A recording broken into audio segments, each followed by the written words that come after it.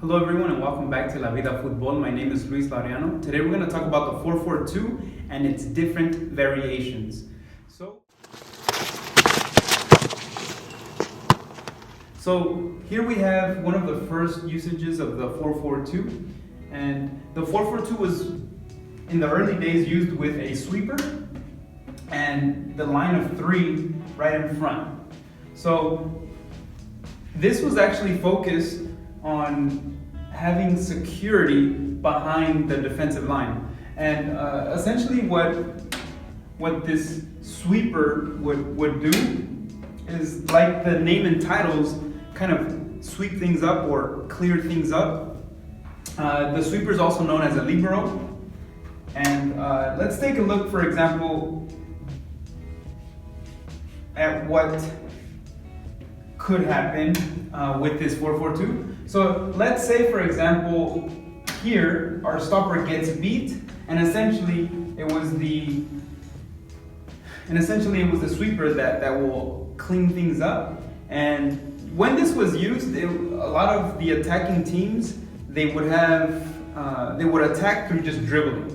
So a lot of the times you had a really fast player or a really good dribbler, and essentially that player would, on his own make his way to the goal. So this sweeper was essentially used to kind of protect against that. And I also mentioned that teams would have some fast players, maybe not too technical, but they had a really nice long ball, and if that went over the back line or the line in front of the sweeper, then the sweeper would essentially be there to pause and to kind of prevent the team from progressing and give enough time to the other defenders to come back. So in this formation, a lot of the responsibility fell on the hands of the sweeper. This player would also be the one initiating the attack. So this player was a lot of the time known to be very, very strong, very physical, vocal, very technically gifted in the sense of just had some technical ability, and would be able to essentially start the attack with a nice penetrating pass, either to the offensive middle or to the attackers. But a lot of the times this player would also kind of command and guide the defense in what to do, where to move, where to go. Okay, so that was the defensive aspect of this type of formation. In attack, like I mentioned, this player would be the one to recover balls and kind of send them out. And this player would also be, like I mentioned earlier, technical, so they would also be a dribbler in a sense. So this player would open up, the stopper here in front of the sweeper would kind of move to the side, and then this player would essentially dribble, right? And it was kind of like in a V formation, because this player would either start here, the center, and then move here, and then go up, or on the other side do the same thing. Maybe more like a U, I guess. Okay, so that was in the attack. So we also had 4 midfielders to kind of make up this 4-4-2. And what we had actually was 2 defensive midfielders. So these 2 midfielders would essentially work together side to side, and every once in a while one would go up, kind of act as a number 8. And essentially these offensive midfielders would either be together, separated, or they would rotate in such a manner. So now the formation is just there to kind of set a certain form on the field, but the way it was used by different teams would determine where these players would be. Okay? And then you had 2 attackers, so that was also something that was really taken advantage of by having this sweeper, is that this player could essentially, like I said, progress transition and progress the team up the field with a nice penetrating pass. So next we're going to talk about the 4-4-2 flat. And basically what happened in this formation is that the sweeper went up and created a line with the other 3 defenders. And essentially you also had these players kind of in line as well, and then 2 attackers there. Okay, this type of formation is known to be used for, for balance essentially, because you have a lot of the areas on the field covered, and essentially it's very convenient for rotations to occur, right? They're very straightforward rotations. So the shifting is made easier with this 4-4-2 formation. But I'm not going to go too detailed into how we use the 4-4-2. Basically, I just want to talk to you guys about the different variations of it and basic usages of this type of system, formation, I mean. Okay. So defensively, it's really good because, like I said earlier, it creates a lot of balance and you cover a lot. But there is lack of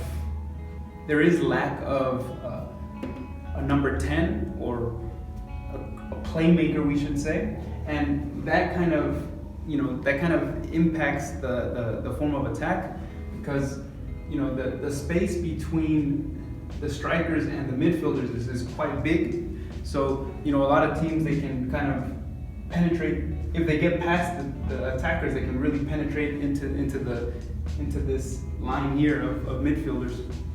So that has a little bit of impact, because if one of the midfielders gets the ball, this is a very long pass. So one of the forms that you attack with this type of formation is that you try to create some sort of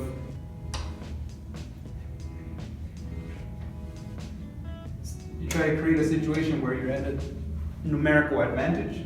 So you have superior numbers. So here we have a 2 versus 1, and the wings are used to create that type of situation. So one of the things about the 4-4-2 flat is that these 2 strikers really have to work together, and if they get the ball, they really have to try to make something out of their opportunities, because it could be that they don't get too many. And a lot of the times they may even have to go in deep to try to recover a ball, or to even get a pass from one of the players, one of the teammates. And then again, this kind of creates a bit of a disadvantage, because now you're left with one attacker and a striker out of place. And that is something that strikers need to create a nice little partnership to be able to attack properly with this 4-4-2. So there should be some sort of understanding, otherwise there could be a lot of frustration.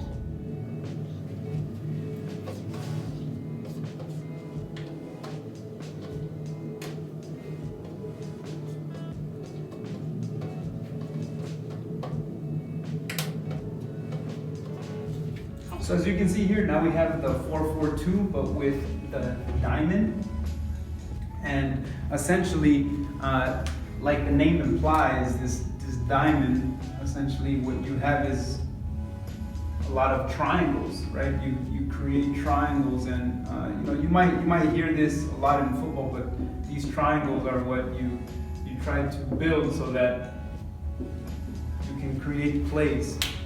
Okay, so that's the difference with this 4-4-2, is that here you have a lot of opportunity to create outnumbering situations, at least in the middle area. Obviously, as you can see here, there's a lot of space with the 4-4-2 diamond.